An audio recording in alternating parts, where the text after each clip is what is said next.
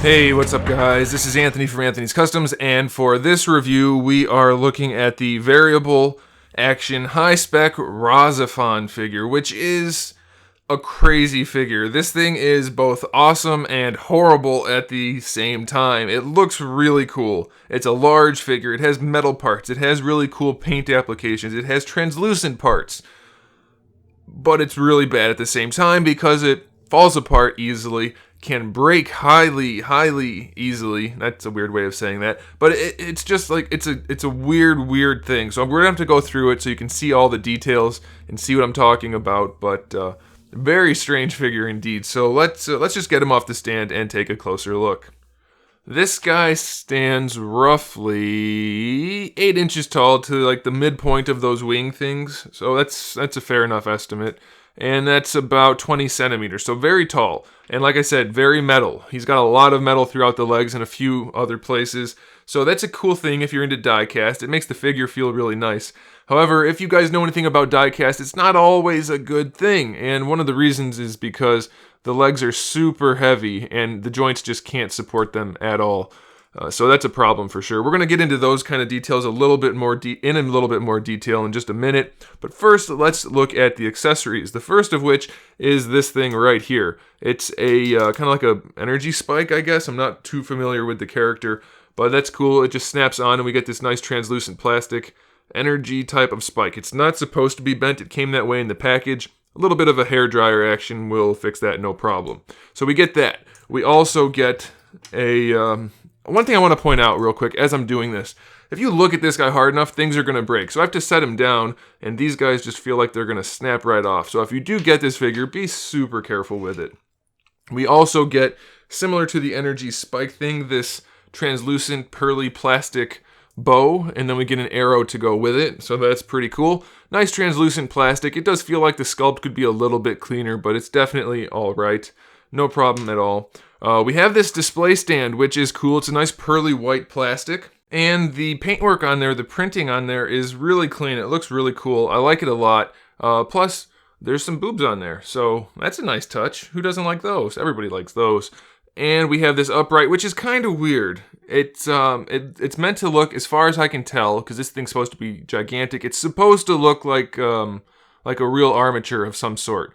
But I don't know. It's alright. Having this thing here that prevents it from going back is practically okay, but it's kind of ugly, but it's okay. We'll get to this again in a little bit, kind of, because it doesn't really work for the figure, but it looks cool, so there's that. We also have, by the way, when you use those accessories, he doesn't actually hold them. You just pop off the hand pieces. So, as you can see, he's got no kind of armor up here. This guy normally is on right there. And that's how it works. You just pop that off and the accessories go on like that. Same thing with the bow.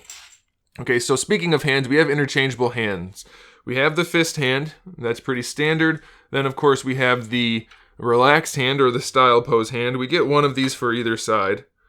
I'm only showing you the one, but we get those. And then we get the bow and arrow hand. So we have unique hands for both sides. So that's pretty cool. Again, this hand doesn't actually hold the bow, so don't worry about that there's no hole.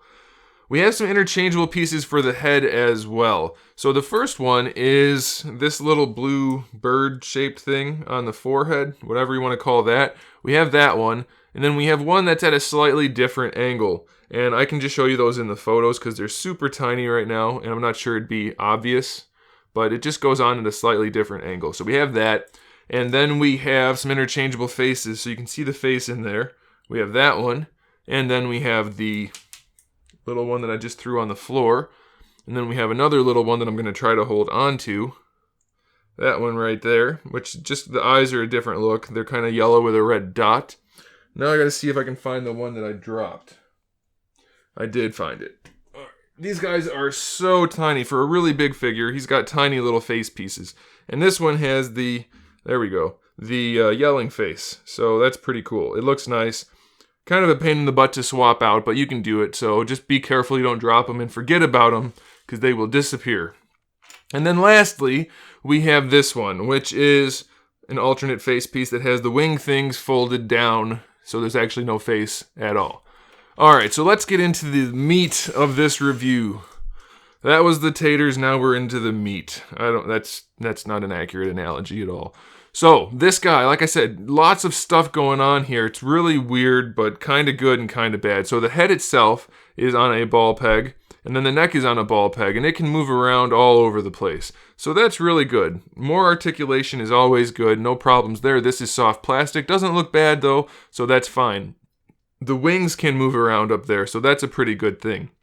You really won't have any trouble posing the head. It works really well. For the shoulders, we have a giant ball peg that goes into the torso, and then we have our shoulder hinge. It's kind of extended, but it's your standard SH Figure Arts style hinge. Nothing really special there. This guy is on a ball peg on that intermediate piece of plastic, so it just moves around a little bit. Won't really get in the way because of the extension. It's just there, but it works fine, so no problem at all. You can rotate it around. No big deal. You do get a bicep swivel up there, but you also get this double jointed elbow down here, which swivels at the top and at the bottom, so you can move the arm basically however you want to. It's not the best looking, but it will function, so that's okay. And then the wrists are just on a single ball peg, but they have decent enough play.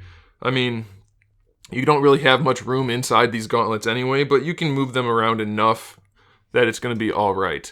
For the torso, it's a little weird. This upper one doesn't really move that much, so I think it's just a ball peg, but it doesn't really have any play other than a swivel. Then the lower one is just a ball peg, but it has a lot of play.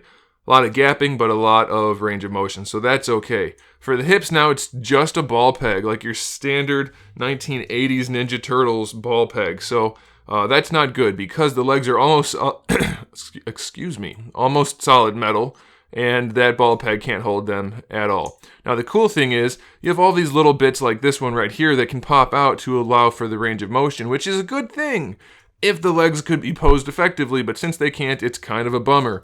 Now for the knee, we have lots of those little bits that move around, so again, it's really cool. You can see back here, this opens up and the whole knee just kind of expands, which is really cool, but that doesn't stay in place. You can push it back, but it will most likely just fall again, so it's cool, but poorly executed. So again, it's like, I don't know if this figure is awesome or terrible, that kind of situation. We have more little bits that move around for the ankles, but really we just get a little bit of play in the ankle overall, and then each of these kind of toe things is on a ball peg, which gives it some range, but it's kind of not really that useful. So, I don't know, it's just, again, it's really weird, and it's really heavy, so half the time you pose him, if you don't use the display stand, which we're going to get to in a second, you're afraid he's going to just do the splits and crash to the floor because his legs are so floppy, he'll just do that and fall over. So it's going to be very difficult for you to display this guy other than standing perfectly straight up and down. But you can do it. I would suggest a doll stand or maybe like a whippy stand, which I have reviewed, so check out my small imports playlist. I've reviewed a few different stands in there that might work better than the one this guy comes with. And the reason for that is the peg hole for the stand is under this flap right here. So you can see right there that you can't use it. Cool thing is the flap has this nice kind of extending hinge, kind of like a kitchen cabinet might have. So that's cool, but it doesn't really allow you to do much with the display stand. So having that big hinge in there, you can just barely fit this. So it's going to be enough to support him, but it looks really bad. It looks really bad. They should have just put the hole a little bit lower instead of having that weird hinge flap thing come out. So I don't really care for that. Sure, this will support him, and it does have the logo and stuff on it, but I don't care for it nearly as much as I think I could, so it could be a lot better than it is. It's a really cool figure, some cool concepts, but pretty much poorly executed all the way around, so I don't know if I recommend it. I don't know if it's expensive or not, to be honest. If it's not expensive and you think it looks cool, then maybe go ahead and grab it, but I'm betting it's expensive. I'm betting that, so be aware of that. Alright guys, there you have it. It's going to be kind of up to you if you want to get it. I can't say I recommend it fully, but I don't dis-recommend it. I don't think that's a thing fully either, so it's up to you. Thanks for watching, guys. Make sure you subscribe to the channel so you can see all of my figure reviews, custom figures, and other good stuff. I upload videos every day, so make sure you check back, see what we have going on, and in the meantime, keep collecting.